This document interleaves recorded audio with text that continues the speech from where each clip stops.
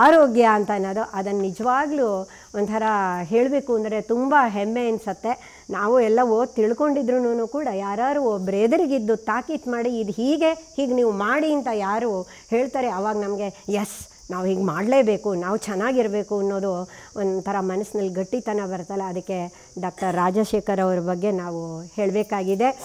ಯಾರು ಆರೋಗ್ಯವಾಗಿದ್ದಾರೆ, ಶಿಸ್ತು ನಿಯಮ ಪಾಲನೆ ಅಂತ ಎಲ್ಲ ಮಾಡ್ತಾ ಇದ್ದಾರೆ, ತುಂಬ ದೊಡ್ಡ ಮನುಷ್ಯರು ಅವರು, ನೋಡಿ ಅವ್ರು ಹಾಗೆ ಅಂತಾರೆ, ಇರಲಿ ಅವ್ರು ಹಾಗೆ ಬಂದಿದ್ದಾರೆ, ಅವರನ್ನು ಪಕ್ಕಕ್ಕೆ ಇಡೋಣ.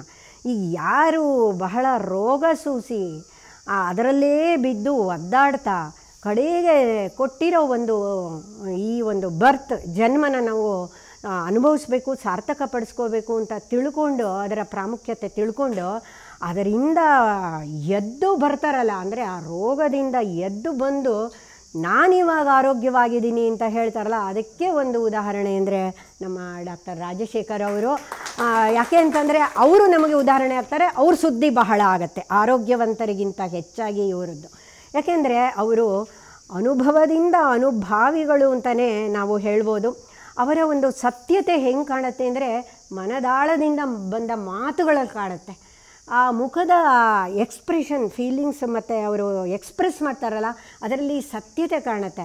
ಮತ್ತು ನಾನಾ ರೋಗಿಗಳು ಬಂದಿದ್ದರು, ಅವ್ರಿಗೆ ಅಂಥ ಕಾಯಿಲೆ ಇತ್ತು, ಇಂಥದ್ದಿತ್ತು, ಇಲ್ಲಿ ಬಂದರು, ಅಬ್ಸರ್ವ್ ಮಾಡಿದ್ವಿ, ಇಂಥದ್ದು ಮಾಡಿದ್ವಿ, ಅವರು ಮಾಡಿದ್ರು, ಹೋಗೋ ಹೊತ್ತಿಗೆ ಎಲ್ಲ ಕಡಿಮೆ ಮಾಡಿಕೊಂಡ್ರು ಅಥವಾ ಪೂರ್ತಿ ಅದನ್ನು ನೀಗಿಕೊಂಡೇ ಬಿಟ್ಟರು ಅಂತ ಹೇಳುವಾಗ ಆ ಒಂದು ಹೆಮ್ಮೆಯ ನಗುವಿನಲ್ಲಿ ಕಾಣತಕ್ಕಂತಹ ಮುಗ್ಧತೆ ಇದೆಯಲ್ಲ, ಅದು ನಮ್ಮನ್ನು ಬಹಳ ಅಟ್ರಾಕ್ಟ್ ಮಾಡಿ ನಮಗೂ ಹೌದಲ್ವಾ ನಾವು ಈ ಥರ ಮಾಡಿದ್ರೆ ಯಾಕಾಗ ಆಗಬಾರ್ದು ಅಂತ ಅಂದ್ಬಿಟ್ಟು ನಮಗನ್ಸುತ್ತೆ. ಮತ್ತು ಔಷಧ ಅಂತಂದರೆ ಕೇವಲ ಮಾತ್ರೆ ಇಂಜೆಕ್ಷನ್ಗಳು ಅಂತ ಅಲ್ಲ.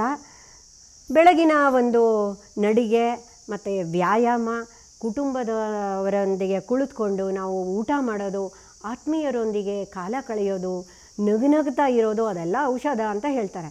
ಆದರೂ ಇವರಂತೂ ಮಾತಾಡೋದೇನು ಅಂತ ಅಂದರೆ ಪ್ರಕೃತಿಯ ಬಗ್ಗೆನೇ ಮಾತಾಡ್ತಾರೆ.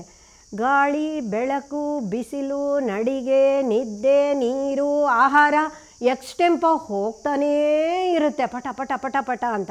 ಯಾಕೆಂದರೆ ಇವರು ಎಲ್ಲ ಆಹಾರಗಳನ್ನು ತಲೆ ಒಳಗೆ ತುಂಬಿಕೊಂಡು ತುಂಬಿಕೊಂಡಿರೋ ಆಹಾರಗಳನ್ನೇ ಬಾಯಿಯ ಮುಖಾಂತರ, ಪದಗಳ ಮುಖಾಂತರ ನಮಗೆ ಮಾತಾಡಿ ಒಂದು ಸತ್ಯತೆಯ ಅರಿವನ್ನು ಮಾಡಿಸ್ತಾರೆ. ನಮ್ಮಲ್ಲಿ ಕ್ಷಣ ಕ್ಷಣವೂ ಮಾತಿನ ಒಂದೊಂದು ಪದಗಳನ್ನು ಕೇಳುವಾಗ ಎಸ್ ನಾವು ಈ ಥರ ಮಾಡಬೇಕು, ಮನೆಯವ್ರಿಗೂ ಹೇಳಿ ಎಲ್ಲ ತಾಕೀತು ಮಾಡಿ ಹೀಗೆ ಅಂತ ಹೇಳಿ ಆರೋಗ್ಯವಂತರನ್ನಾಗಿ ಮಾಡಿ ಬಹಳ ಕಾಲ ನಾವು ಬದುಕಬೇಕು ಅನ್ನತಕ್ಕಂತಹ ಒಂದು ನಮ್ಮ ಮನಸ್ಸಿನಲ್ಲಿ ಚಿಗುರೊಡೆಯುತ್ತಲ್ಲ, ಅದಕ್ಕೆ ಇವರು ನೇರ ಉದಾಹರಣೆ ಅಂತ ಅಂದ್ಬಿಟ್ಟು ನಾವು ಹೇಳ್ಬೋದು.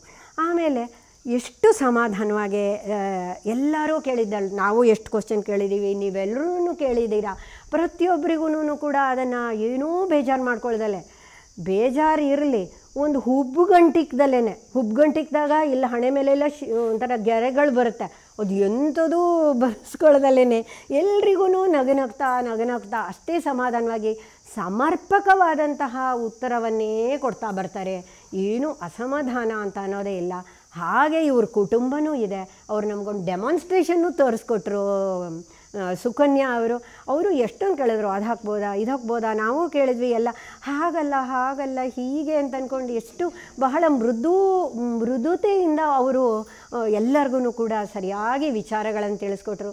ಅಲ್ಲದೆ ಇವರು ಮಕ್ಕಳೂ ಕೂಡ ಇಲ್ಲಿ ಪ್ರತ್ಯಕ್ಷವಾಗಿ ನಾವು ನೋಡಿದ್ದೀವಿ. ಸಾಗರ್ ಅವ್ರನ್ನ ಮಗಳು ಕೂಡ ಧರ್ಮಸ್ಥಳದಲ್ಲಿ ನ್ಯಾಚುರೋಪತಿನೇ ಮಾಡ್ತಿದ್ದಾಳೆ ಅಂತ ಹೇಳಿದರು. ಹೀಗೆ ಕುಟುಂಬ ಎಲ್ಲರೂ ಕೂಡ ನಾವು ಇದಕ್ಕಾಗಿಯೇ ಇದ್ದೇವೆ, ಭಗವಂತ ನಮ್ಮ ಈ ಸ್ಥಾನದಲ್ಲಿ ಇಟ್ಟಿದ್ದಾನೆ, ನಾವು ಜನರಿಗಾಗಿ ಸಮಾಜಕ್ಕಾಗಿ ಅನ್ನೋದನ್ನು ತೋರಿಸ್ಕೊಡ್ತಾ ಇದ್ದಾರೆ ಅಂತ ಅನ್ನೋದನ್ನು ನಾವು ಕೂಡ ಕಂಡಿದ್ದೀವಿ ಅಂತಂದ್ಬಿಟ್ಟು.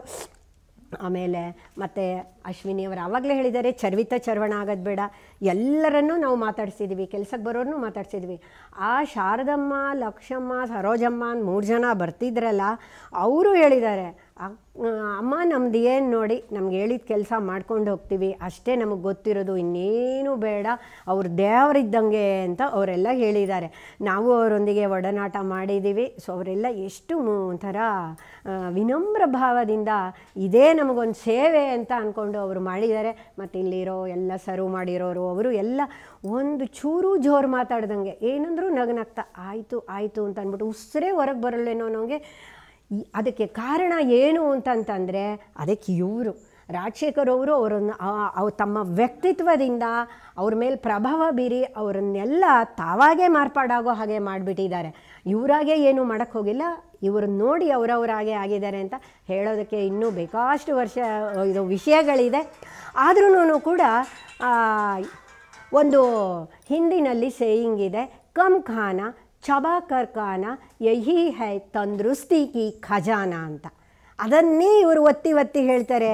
ನೀವು 5 ನಿಮಿಷದಲ್ಲಿ ತಿನ್ನೋದನ್ನು ಅಗದು ತಿಂದು ಇಲ್ಲೇ ಅರ್ಧ ಜೀರ್ಣ ಮಾಡಿಬಿಡಿ, ಆಮೇಲೆ ನಿಮ್ಗೆ ಹೊಟ್ಟೆಗೆ ಹೋದ್ಮೇಲೆ ಅದಾಗತ್ತೆ ಅಂತ ಆ ಸೇಯಿಂಗಿಗೆ ಇವರು ಬಹಳ ಕರೆಕ್ಟಾಗಿ ಹೇಳಿದ್ದಾರೆ. ಅದರಲ್ಲೂ ಸರ್ವಜ್ಞ ವಚನಗಳನ್ನು ಹೇಳೋದು ಅಂದರೆ ಏನು ಪುಣ್ಯಾತ್ಮ ಆ ಪುಸ್ತಕನೇ ಇಟ್ಕೊಂಡ್ಬಿಟ್ಟಿದ್ದಾರೆ ಅನಿಸತ್ತೆ ಬ್ರೈನ್ನಲ್ಲಿ. ಪ್ರತಿಯೊಂದು ವಿಷಯಕ್ಕೂ ಸಿಂಕ್ರನೈಸ್ ಮಾಡಿ ಸರ್ವಜ್ಞ ವಚನ ಹೇಳ್ತಾರೆ.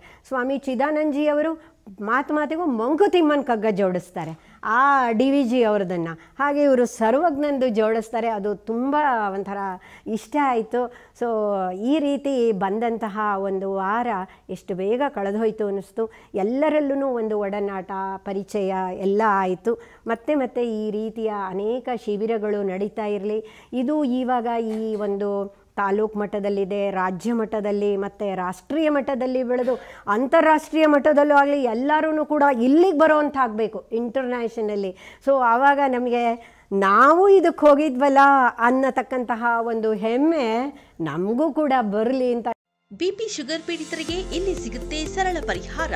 ಬೊಜ್ಜು ಸಲೀಸಾಗಿ ಕರಗುತ್ತೆ. ಸ್ಟಂಟ್ ಹಾಕಿಸಿದ್ರೆ ರಕ್ಷಾ ಕವಚ ಸಿಗುತ್ತೆ. ಹಾರ್ಟ್ ಪ್ರಾಬ್ಲಮ್ಗೆ ಇಲ್ಲಿದೆ ಸೊಲ್ಯೂಷನ್. ದುಬಾರಿ ಖರ್ಚಿನ ಬಗ್ಗೆ ನೋ ಟೆನ್ಷನ್. ನಿದ್ರಾಹೀನತೆ, ಮಾನಸಿಕ ಖಿನ್ನತೆ, ಉಸಿರಾಟದ ಸಮಸ್ಯೆಗಳಿಗೆ ಸ್ಪೆಷಲ್ ಸಂಜೀವಿನಿ ಮಂತ್ರ.